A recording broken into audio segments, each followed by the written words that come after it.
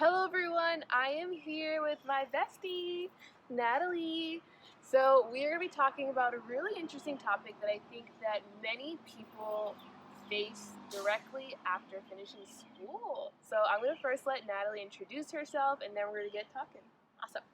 Hi, I'm Natalie, like Jennifer said, and we met in City Year, the AmeriCorps program that we did after college graduation in 2014. So it's been 6 years, which is wild. And since City Year, well, first let's go back. I went to college at Stetson University in DeLand, Florida, and got a bachelor's in political science and religious studies. And then did City Year for a year, and then I decided to go to graduate school, and I did that at Candler School of Theology, where I studied religion and theology and the big questions of life. And I'd always kind of had a plan about what I would do in life. I always had something lined up, so I knew after graduation from college I was going to do City Year, and then I knew that I would go to divinity school and get a master's of divinity.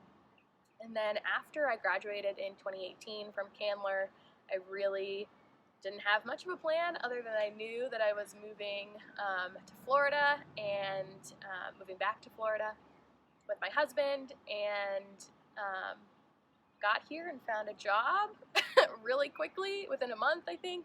And I was working at a church and also teaching at a university here in Lakeland. And in January, I quit my job at the church and just decided that wasn't the best fit and that I was going to take some time off from working and kind of start to figure my life out. And then pandemic hit in March.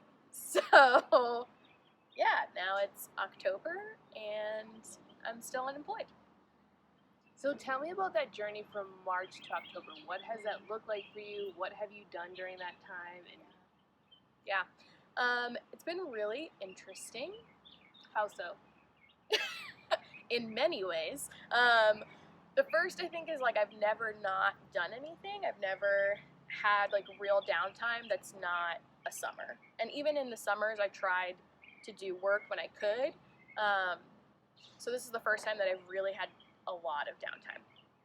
And so I think just not having a plan for what comes next and not having something lined up has been really different for me. But I started to see a spiritual director, and if you're not familiar with spiritual direction, it is kind of like spiritual counseling, sort of, but you're meeting with someone who's more like a spiritual guide or a spiritual friend. Sometimes they're called soul friends, and it's someone to sit down with and just talk about your spiritual life and talk about prayer and talk about where are the moments in your life where you're really feeling connected to God and where are the moments where you might not be feeling so connected. And so I reached out to a spiritual director, and we've started to meet, and we meet every other week, and we talk about life and where I'm at and how hard some things are, and we try to work through that in prayer and in other types of practices together, trying to move through like the really sticky, hard stuff. So I want to emphasize the fact that you mentioned you always have a plan. So going to high school, going to college, doing City Year, doing your community service, and then going into a master's program. Sometimes there's a lot of pressure in maybe our households, society, that tells us we need to always have a plan and we need to stick to it. Yeah. Unfortunately, that's not how life always goes. No. Sometimes we have a plan and it is completely derailed. Yeah, and that has happened to me multiple times. So originally, in middle and high school, I thought that after college I would be a lawyer and that I would go to law school. And that was always the plan. I never really deviated from that plan. We'll pause for the fire truck.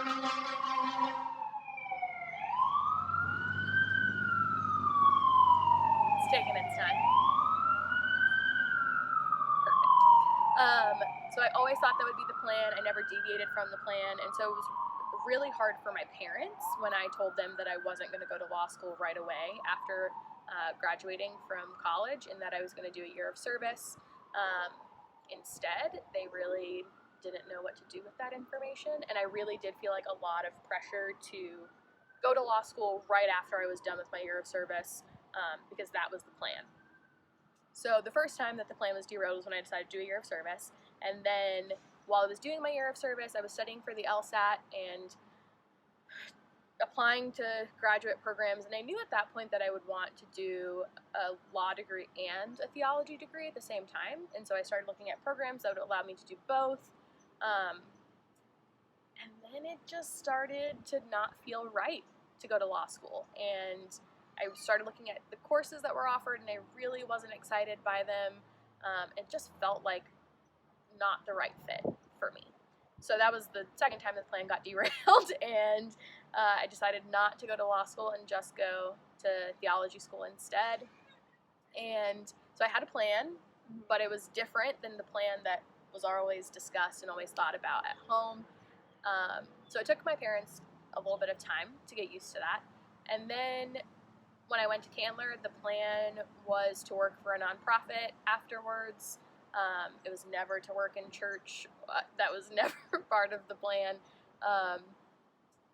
And so just trying to figure out, like, where is my place in the world, and how do I make a plan from this when I know that I maybe am not really interested in ordination or becoming a pastor, and that's usually what happens after theology, divinity, seminary, school.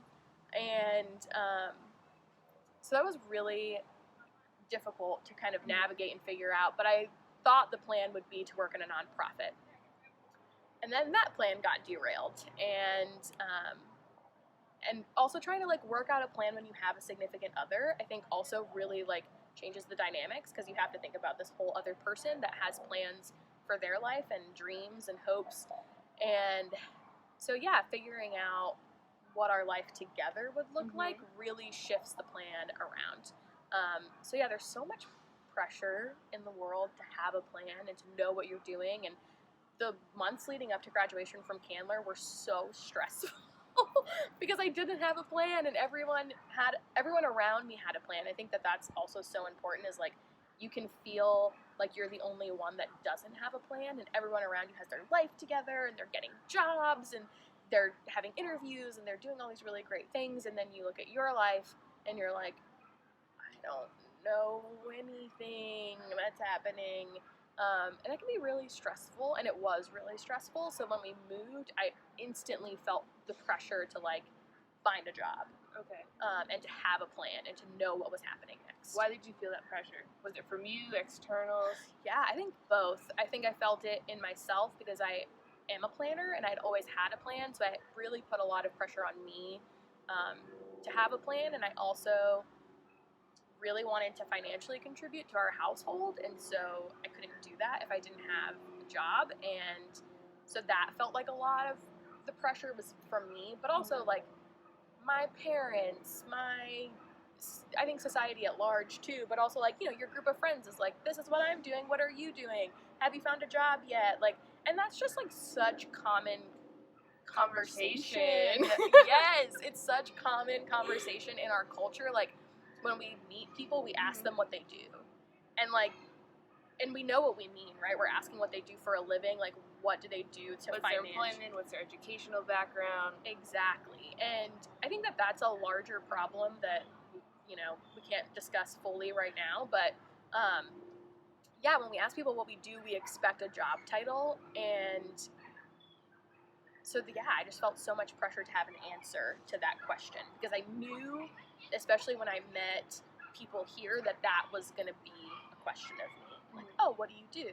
And I didn't want to have to answer, right now, nothing, or I'm looking, or whatever the answer would have been. But that felt like failure, I think, to me, to not have an answer to that question. Wow. That's a really strong word, failure. Yeah. It's one I struggle with a lot. And I think that we just have so much pressure on people our age in society, but also just everyone, to perform well and to do things well, and that failure isn't an option, right? And I think a lot of people feel that way, and I think we have a very, like, perfectionistic society in a lot of ways, and a very, like, performance oriented. So, like, you have to do things to be worthy, and So if you aren't doing those things, it can feel like failure. And it's a really normal thing to feel, but it also doesn't have to feel that way. I don't think we have to feel like a failure if we're not doing the things that we thought we would do or we don't have a plan, but I think it is the message that we get from society. I think that it's a lot of milestones. We need to complete this milestone and go to the next, and in that order, in that specific frame. Yes, in that frame of time too. Like there's all of these like things that you have to fit the box in a certain way, or it's like not, whatever you're experiencing, whatever you're doing isn't valuable, which is not true. How else have you seen this, like maybe potentially in your mental health? How has dealing with this, even if we were outside of the pandemic? I mean, people face this, from college, high school, technical school, maybe going, different trade schools. So just having a master's, even a PhD, sometimes it can be challenging. Yeah, I think that it can breed a lot of like negative self-talk.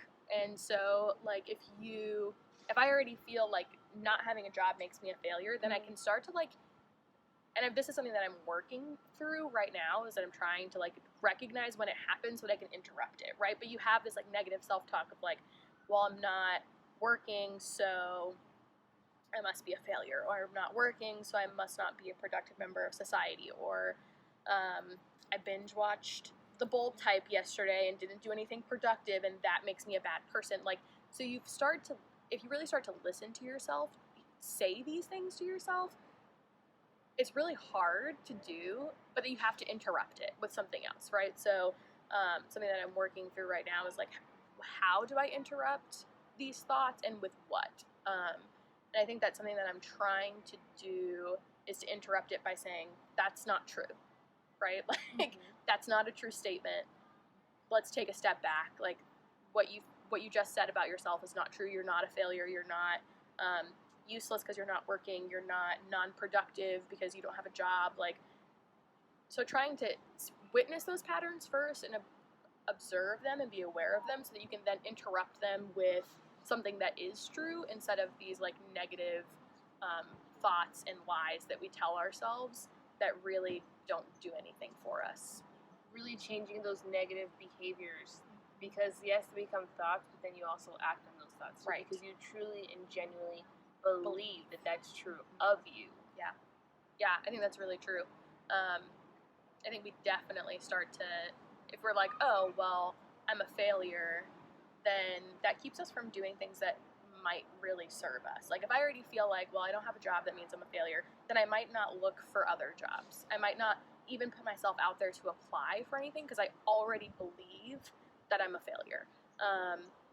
I might not like do simple things like do my laundry, because I already like believe that I'm not productive, and so that keeps me from being productive in other areas of my life that are like very easy, productive things to do. You start to play that role that you create in your head. Yeah, for sure.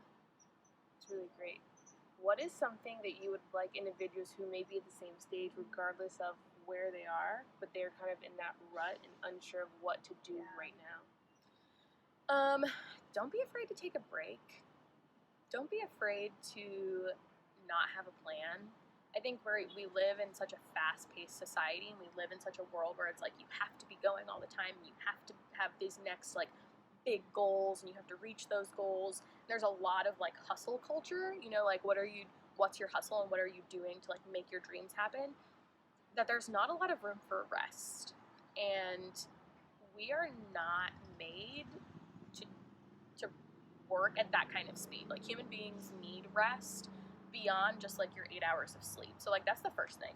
If you're not sleeping 8 hours, which I struggle with, so I'm preaching to myself too, but if you're not sleeping 8 hours, start there. Like, your body needs rest or you can't function. So that's the first thing, but also finding rest in your everyday life. Like, different activities. Yeah, like if you like to run because it clears your head and makes you feel alive and alert and rested, do that. If you like to do yoga and meditation because that makes you feel rested, do that. If you like to cook, bake, journal, hand embroidery, painting, like there's so many things that we think about as activities that we don't label as rest, but they actually provide so much rest for our internal selves. It like refuels you. Yeah, and we need that. Things don't have to be productive to be good. You can be rested, and that's actually better than being burnt out on the hustle of whatever it is, right? Getting a promotion or landing a big job or an internship or a college or whatever it is. That's just not healthy. It's not sustainable. I think that's the most yes. important thing. It's not sustainable. Yes, you can endure it for, A long time. a certain amount of, whether it's months or even years, but there's going to be a point where it's not sustainable anymore. And so you really have to reevaluate your life to see what can I now do, because I cannot continue on autopilot. Right, and I think that's where I am right now. I think that's exactly the point that I reached was I went to high school and then I got into college and I did college in 4 years and and that's also why do we put these limits on people? I know people who it took 5 and 6 years to graduate from college, but it meant so much more to them because they actually rested. They actually took time to take less classes so that they could really immerse themselves in those things and not feel rushed. But I was on a plan, right? I was on a mission to do these things in this time. And so I did college, and then immediately after college I did City Year, and then immediately after City Year I did graduate school. And while I was in graduate school I worked all through the summer. I just have never taken the time to rest. And then I got a job, and I actually got 2 jobs, and so it was just I never took the time to actually sit with myself and not do anything to realize what that is like. I think it's also important to reevaluate your trajectory. Yeah. So, yes, you may have a plan, but making sure that as you grow and you evolve, that plan and that trajectory is still where you want to be. Because sometimes that's all we know. It's the only thing that we have thought about doing at any time in our life, and we don't ever say hey, I'm changing and I'm growing and I'm developing and I have more knowledge. Is this still who I am? Yeah, I think that's so important. And it's hard when you have all the narratives telling you who you are, right? I think that from a very young age we have lots of people telling us who we are, teachers and friends and parents, and so it can be really hard to actually figure out for yourself do I even like this thing? I remember hearing so many stories in college about people who were well, I'm going to be a doctor because my parents are doctors and because I've always wanted to be a doctor. The legacy. Yeah, and then they were do I even like biology? And do I even like anatomy? Do I even like these things? And a lot of times they recognized they didn't actually like those things. They were just doing them because they felt like they had to. And so they got a chance to reevaluate and to switch course, and that's okay. I feel we don't normalize that enough. It's okay to change and grow. People do it literally every day, all the time, and it's so normal, but we make it so hard for people to do because we put them in this box of no, this is who you are. We're very collective opposed to individualistic in the sense that what is your journey? So your journey is your own, and sometimes society puts we are supposed to fulfill these certain criteria, and it's looking at an individual as a whole. So you mentioned sleep. So some people may need more or less, but it's up to you to learn to figure that out for yourself. Some people may need more time in college. Maybe 4 years isn't enough. Maybe their study habits. Maybe they have a disability, so they do need more time. So generally, yes, 8 hours of sleep is correct. Generally, for a bachelor degree, it's 4 years. But really knowing yourself and taking the time to get to know yourself so that you can answer these questions specifically for you. It is so important. Self-awareness and self-knowledge are so important to me, and so much part of my journey right now, and getting to know myself. In this time of March to now, I've realized how much sleep I actually need, and it's more than other people. I need more than 8 hours of sleep in a day, or I wake up and I'm still tired. And I think there's also a lot of dissociating from our bodies, and our bodies are pretty knowledgeable. They know what you need. So if you wake up and you're still tired, your body's trying to tell you you need more sleep.